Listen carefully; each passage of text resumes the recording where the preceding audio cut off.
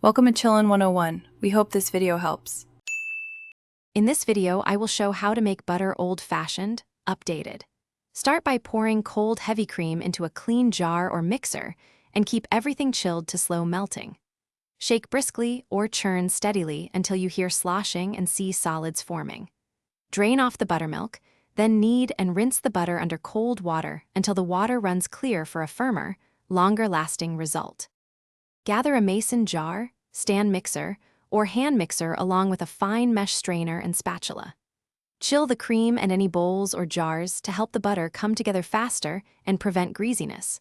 Measure the cream so you know how much buttermilk to expect and set a bowl to catch liquid. Prepare cold water for rinsing and keep a clean cloth or butter paddle nearby to press and shape the finished butter. After rinsing until the water runs clear, knead in salt or chopped herbs to taste for even distribution and improved flavor.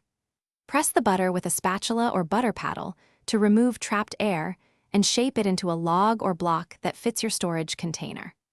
Wrap tightly in parchment or wax paper and refrigerate for immediate use or freeze portions for longer storage and easy slicing when needed. Thanks for watching. Consider subscribing if we helped you.